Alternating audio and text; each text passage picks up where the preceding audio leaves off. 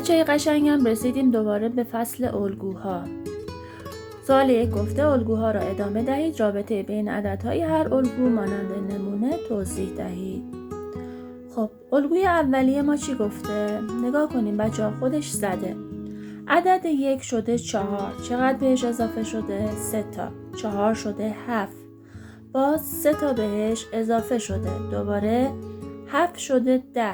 به نظرتون چقدر بهش باید اضافه بشه؟ 3 تا، درسته. پس الگوی ما 3 تا 3 تاست. 10 هم باید به اضافه 3 بشه تا بشه چی؟ بشه 13. درسته، جمعش بشه 13. و 13 هم با 3 جمع میشه، جمعش میشه 16. پس در این الگو هر عدد 3 واحد بیشتر از عدد قبلی است. خود کتابم نوشته. الگوی بعدی رو ببینید. الگوی بعدی هست 0، 5، 10، 15 و 2 تا جای خالی. از 0 تا 5 چقدر اضافه شده؟ 5 تا. از 5 تا 10 باز به اضافه 5 شده. از 10 تا 15 به اضافه 5 شده. پس از 15 هم 5 تا بیشتر میشه 20. پس به اضافه 5 میکنیم 15 و میشه 20. و 20 هم به اضافه 5 میکنیم میشه 25. پس هر عدد 5 واحد بیشتر از عدد قبلی است. الگوی بعدیمون چیه بچه ها؟ الگوی بعدیمون الگوی شکلی هست.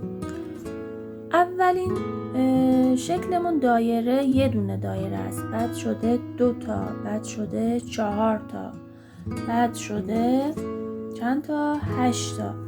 بچه ها چه اتفاقی افتاده؟ 1 ضرب در 2 شده 2، 2 ضرب در 2 شده 4، 4 ضرب در 2 شده 8.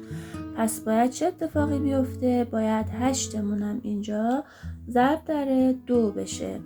اگر 8 ضرب در 2 بشه چند تا دایره داریم؟ 16 تا. پس به این صورت می نویسیم هر شکل 2 برابر شکل قبلی است. الگوی بعدیمون بچه ها باز الگوی عددیه. 1، 2، 4، 8، 16 که هر کدوم ضرب در 2 شده. 8 ضرب در 2 شده 16. پس ما باید اینجا 16 هم ضرب در 2 کنیم. 16 ضرب در 2 کنیم میشه چند بچه ها؟ میشه 32. و 32 رو اگر ضرب در 2 کنیم میشه 64. پس اینجا چه اتفاقی افتاده؟ هر عدد 2 برابر از عدد قبلی بیشتره، یعنی 2 برابرش شده. در الگوی بعدیمون حالا نگاه کنیم. 1، 3، 9، 27 و جای خالی. خب 1 چی شده 3 ضرب در 3 شده. 3 چی شده 9 ضرب در 3 شده. پس 9 هم ضرب در 3 میکنیم میشه 27. 27 رو ضرب در 3 میکنیم میشه، اگر گفتید بچه ها، 81 و 81 رو ضرب در 3 کنیم میشه 243. پس اینجا هر عدد 3 برابر عدد قبلیه. بچه‌های خوبم، اگر به سوال 1 دقت کرده باشین، الگوها که به سمت جلو میره همشون زیاد میشن، یعنی عددها بیشتر میشن. به این نوع الگوها که هرچی میره جلوتر بیشتر میشه الگوهای افزایشی میگن. اما بچه‌های گلم، سوال 2 رو با هم دیگه میخونیم. دقت کنید به سوال 2. گفته که الگوهای عددی را ادامه دهید، رابطه بین عددها را توضیح دهید. اولین الگومون هست 45، 40، 35، 30. اگر دقت کنین از 45 5 تا کم شده 40. از 40 هم باید 5 تا کم بشه تا بشه 35. و از 35 هم دوباره 5 تا کم شده 30. پس 5 تا 5 تا کم شده. از 30 هم باید یه 5 تا کم کنیم بشه 25 و از 25 هم 5 تا کم کنیم بشه 20.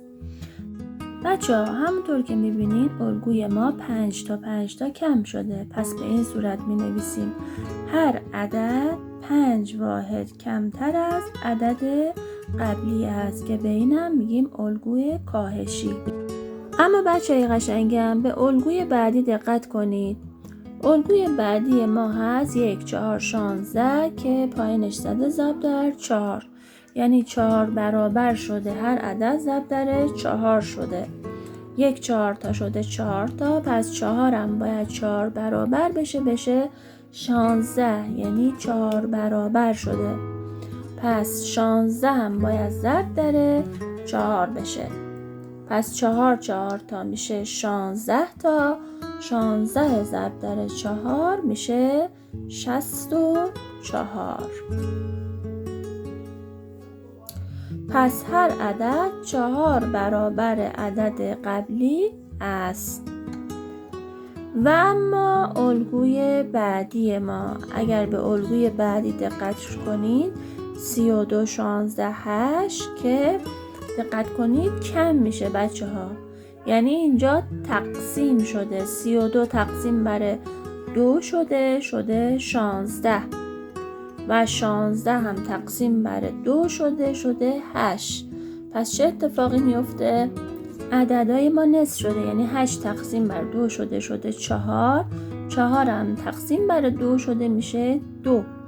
پس برای این الگو می نویسیم هر عدد نصف عدد قبلی است.